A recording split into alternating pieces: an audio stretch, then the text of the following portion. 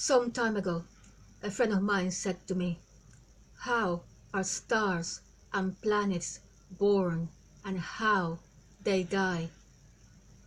I looked at my friend with sympathy because stars and planets look nice to some people from afar.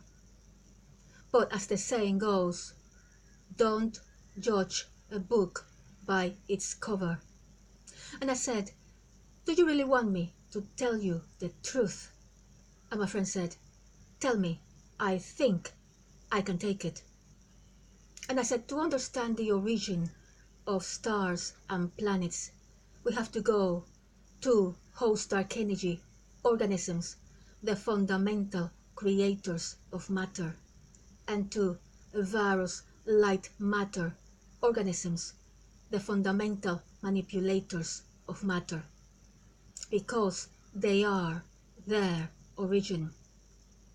The main thing to understand is that host dark energy organisms, they can copy themselves independently because they have a complex type of genetic information. But various light matter organisms, they can only copy themselves if they infect host dark energy organisms and force them to copy them in the shape of various neutrinos. And my friend said, "It sounds awful. It sounds as if various light matter organisms rape host dark energy organisms." And I said, "Yes, that is correct. That is exactly what is happening. When a virus light matter organism infect a host dark energy organism, it snatches it from the dark energy kingdom. Then the virus waits until the infected host dark energy organism grows into a host proton electron. Then the virus turns on heat genetic programs to force the host proton electron to reproduce it as various neutrinos. And so the host proton electron becomes pregnant, and virus neutrino is the baby." My friend said, "So how does that lead to a star then?" And I said, when a huge amount of host dark energy organisms are infected by a huge amount of virus light matter organisms, then that leads to a dark disk of host protons electrons. Various light matter organisms then turn on heat genetic programs to force the host protons electrons to reproduce them as various neutrinos, and that gradually leads to a visible star. My friend says, "So are you saying that the size and visibility of a star depends on the amount of host dark energy organisms infected? So the more that are infected, the bigger the star and the greater the visibility?" And I say, "Yes, that is correct. So let us focus on a large star. It is extremely hot because host protons electrons are going through a high fever. And the thing to understand is that not all host protons electrons will become pregnant with various neutrinos. So now you have a star with host protons electrons and neutrinos, and the proton electron of the neutron is the one that is pregnant." And my friend said, "So are the host protons electrons of neutrons going to give birth to various neutrinos soon?" And I said, "What if I told you that various neutrinos don't want to be born? They want to stay inside the host proton electron of the neutron to control them and abuse them?" My friend said, "Well, I would say that that is unacceptable behavior. What more can various neutrinos want? They were copied by host proton selections with the extreme levels of heat of stars. So now be born and leave those poor host proton selections alone.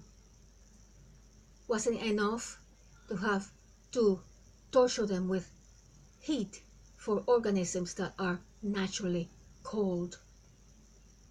And I say, yes, that is exactly how I feel. But there is more horror to come. Now you have a large star with plenty of host proton selectrons and neutrons, neutrinos, and various neutrinos are going to start a game of collisions.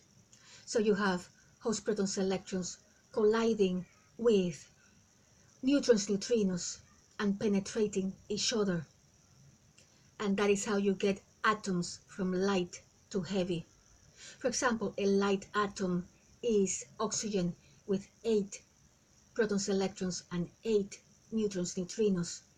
A heavier atom is, for example, iron with 26 protons, electrons, and 30 neutrons, neutrinos.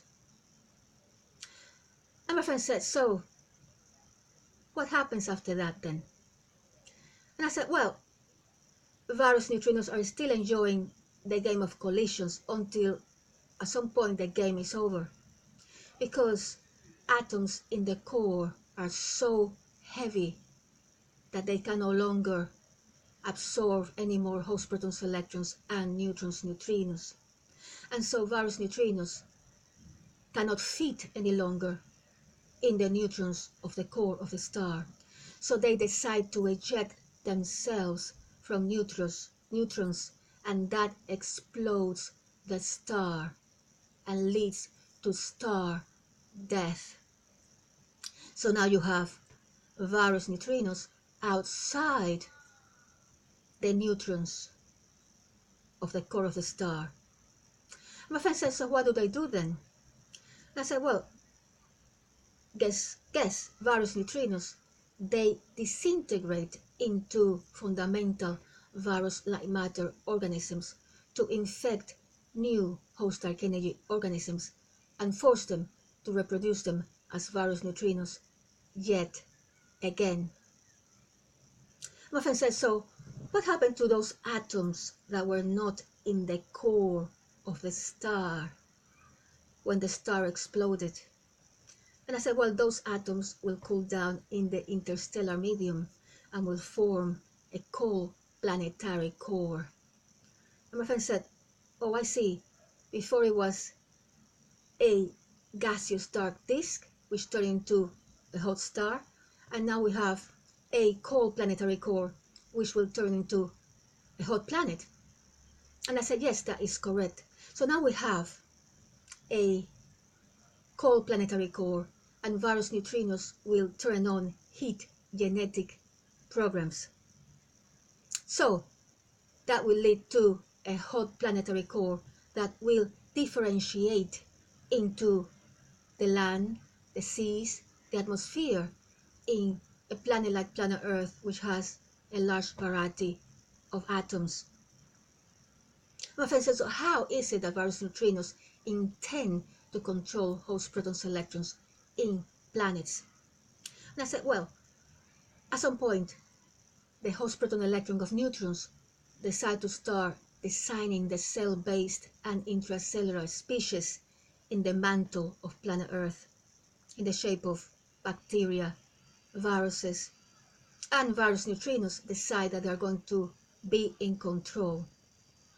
And they do this by erasing the memory of host protons, electrons on a regular basis, and by making sure there are plenty of drug addicts with a majority of various neutrinos in their brains, because that will give various neutrinos power supremacy. At some point, various neutrinos can no longer sustain the heat in the core of planet Earth, and planet Earth will then die.